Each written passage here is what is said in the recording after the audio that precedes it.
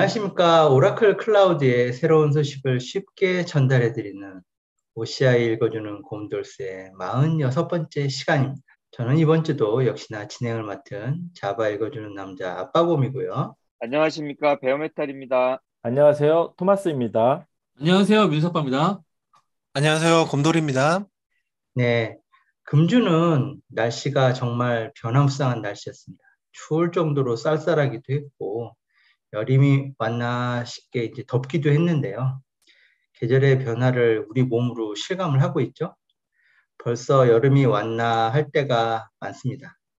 클라우드도 어느 순간 이제는 당연히 해야 하고 뭐 당연히 클라우드겠지 하는 생각이 드는 우리에게 훅 와버리는 서비스가 되었지 않나 생각해 봅니다. 자, 시작해 보겠습니다. 자, 베어메탈님 이번 주 업데이트 부탁드리겠습니다. 안녕하십니까. 베어메탈입니다. 오늘 제가 업데이트해 드릴 소식은 데이터베이스 서비스 관련, 특히 엑사CC에 대한 두 가지 소식입니다. 첫 번째 소식은 엑사CC 위에서 구동되는 전용 오토노머스 데이터베이스에서의 새로운 지원 기능인데요.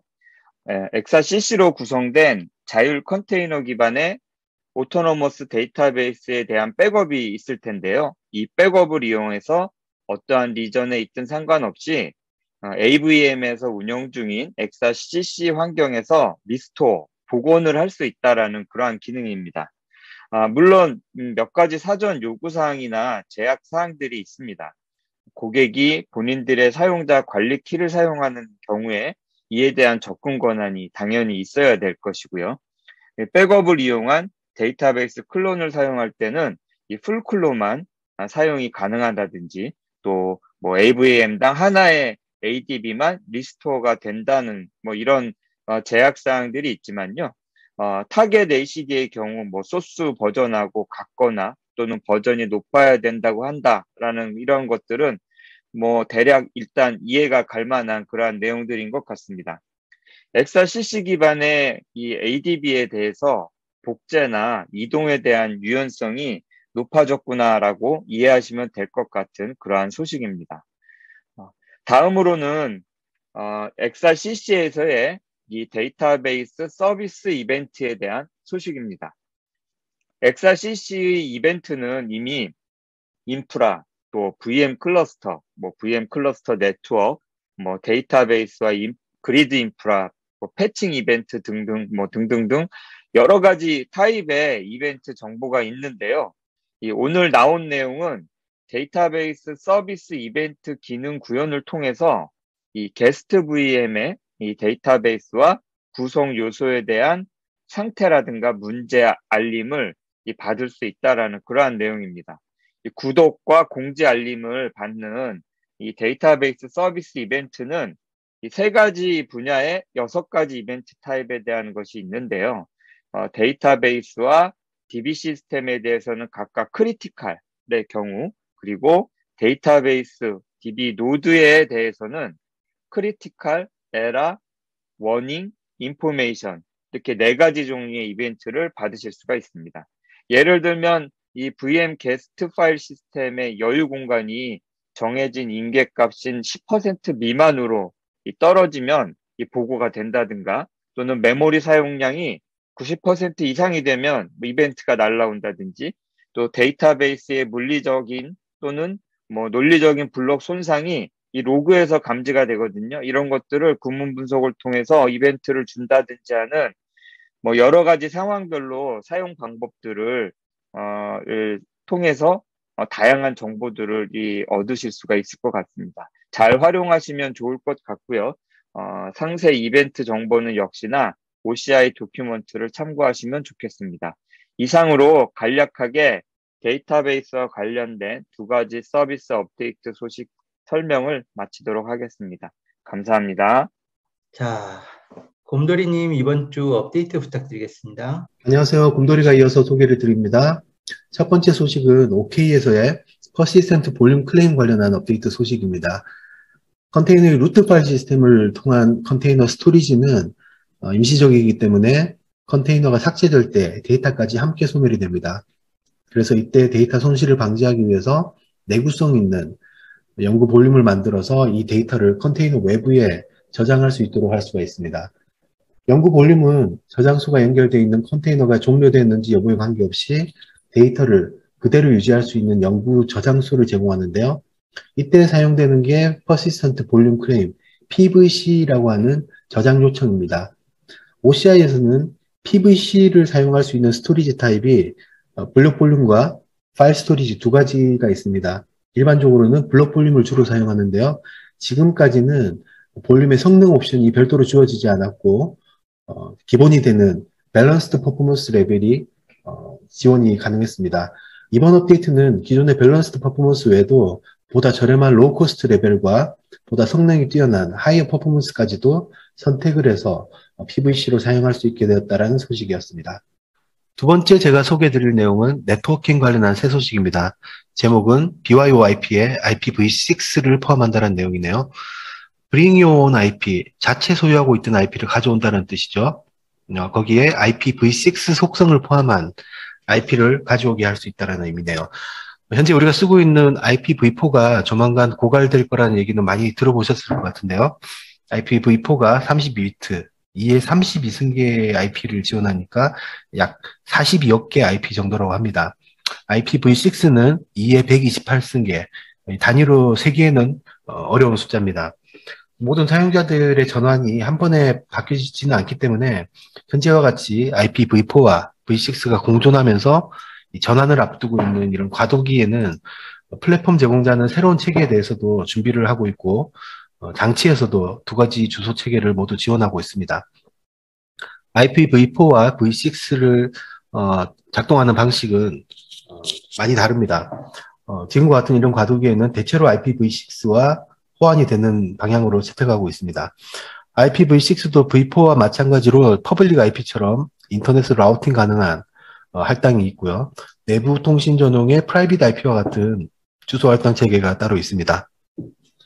OCI에서는 이런 할당을 VCN과 서브넷으로 각각 할당을 할 수가 있는데요. 이때 할당하는 구간을 주소와 슬래시드로 붙는 비트수를 표현하는 접두사 형태로 할당을 하게 됩니다. 지금 소개되는 BYOIP에도 마찬가지입니다. 기존의 고객의 소유의 IP를 OCI로 불러들여서 등록을 할 수가 있는데요. 이때 VCN에 연동하고 서브넷에 할당을 할 수가 있습니다. 이때 할당되는 최소 할당 접두사 크기가 슬래시 64, 그러니까 2에 64승계의 IP, 약 1800경 이상이 된다고 하니까요. 어마어마한 개수의 IP가 지원된다고 볼 수가 있겠네요.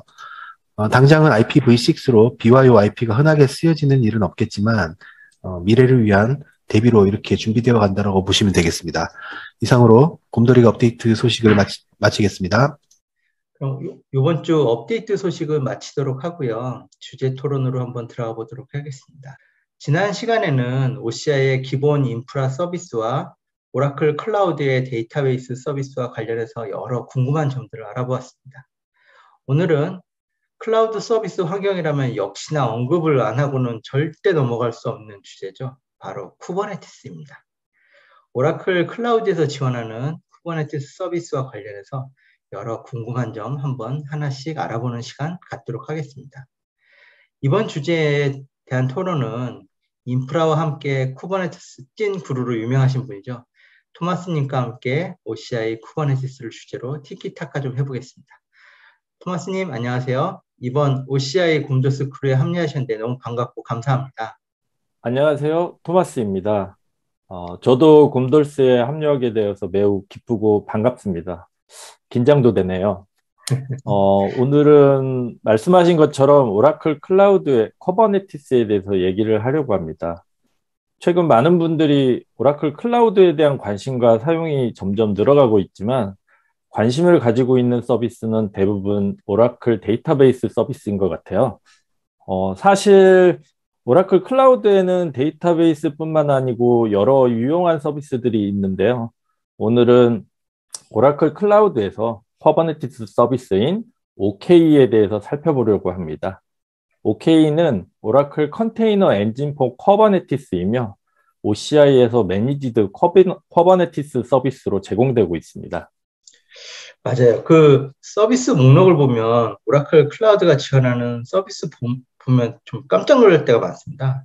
저도 오라클 클라우드에서 제공하는 그 쿠버네티스 서비스가 있다는 걸 알고 있지만 그 서비스가 어떤지 직접 사용해 본 적이 없어서 무척 궁금했는데요. 저희 회사도 그 쿠버네티스 인프라를 클라우드로 구성하는 작업을 이제 계획을 하고 있어서 오라클 클라우드가 어떻게 쿠버네티스를 지원하는지 무척 궁금한 상황입니다. 오라클 클라우드의 쿠버네티스 서비스에 대해서 좀 더 자세히 설명해 주실 수 있겠습니까? 앞서 말씀드린 것처럼 오라클 클라우드에서는 컨테이너 기반 어플리케이션 워크로드를 위한 서비스로 OK를 제공하고 있습니다. 이미 많이 알고 계시는 이아스의 인스턴스, 그리고 다양한 데이터베이스 서비스와 함께 구성하고 사용할 수 있도록 오라클에서 인프라를 관리하는 매니지드 쿠버네티스 서비스로 제공하고 있고요. 오라클 클라우드의 OK는 CNCF에서 인증된 쿠버네티스로 오픈소스의 업스트림의 쿠버네티스를 그대로 채용하고 있습니다. 이는 오라클 클라우드에 특화된 쿠버네티스 플랫폼을 제공한다라기보다는 고객사의 온프라미스 또는 다른 환경에 사용되어지고 있는 쿠버네티스와 동일한 플랫폼을 제공한다는 의미로 API 등과 같은 호환성을 완벽히 제공합니다. 오라클 클라우드의 쿠버네티스 서비스인 OK가 오픈소스 업스트림을 토대로 만들어졌고 그 CNCF 인증을 받았다고 하셨는데요. 오픈소스 업스트림이 뭔가요? 먼저 위키백과에서는 업스트림을 이렇게 정의하고 있습니다. 소스 코드로 배포되는 소프트웨어의 원래 작성자에게 전송하는 방향, 주로 버그나 패치의 자격을 전송하는 것이라고 정의하고 있습니다.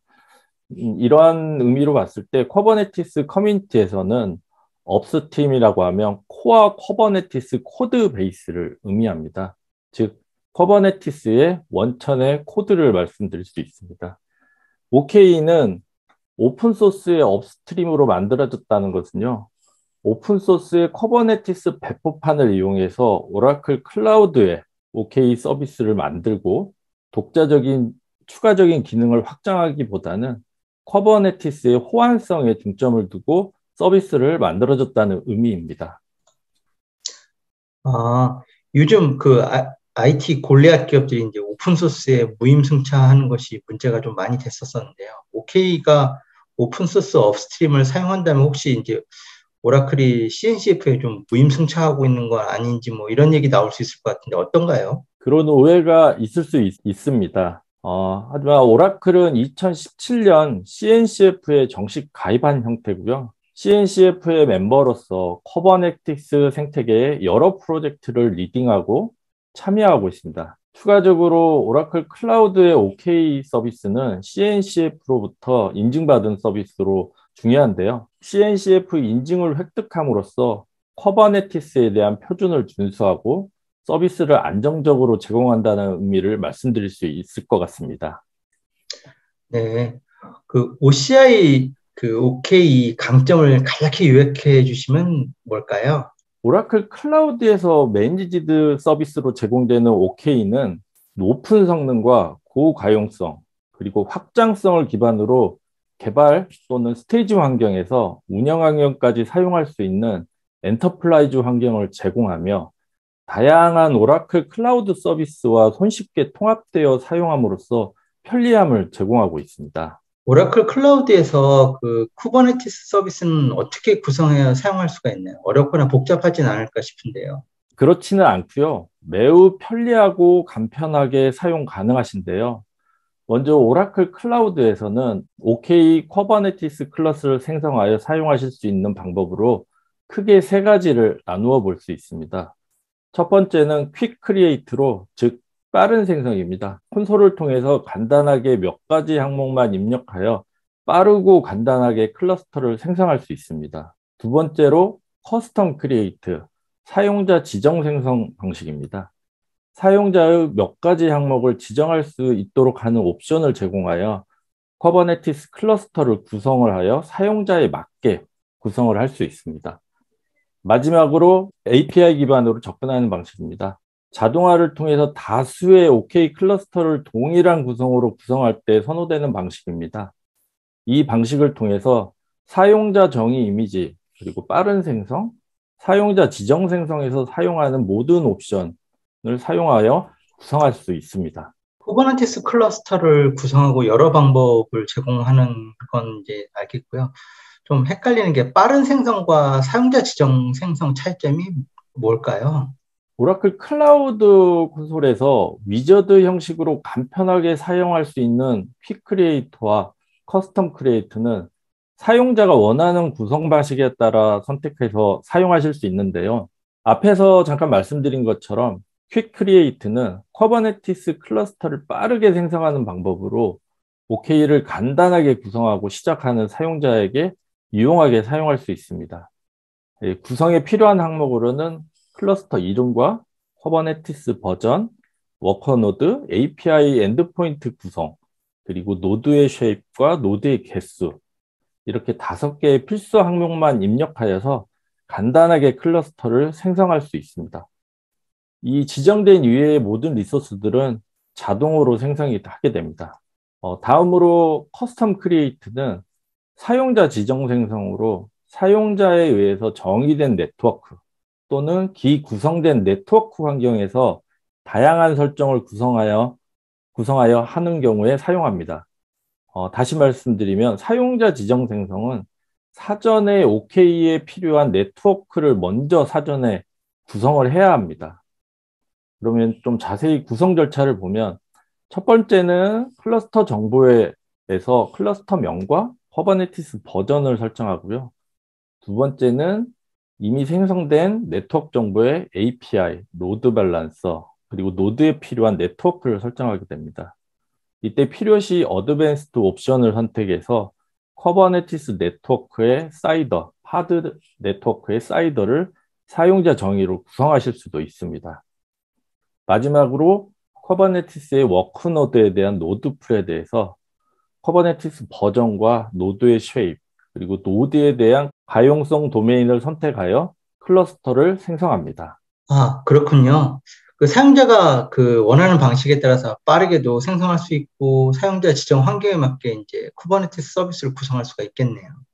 약간 이게 좀 뻔한 질문 같지만은 그 오라클 클라우드 OK의 차별성 뭐 또는 뭐 강점이나 뭐 특징 같은 게 어떤 게 있을까요?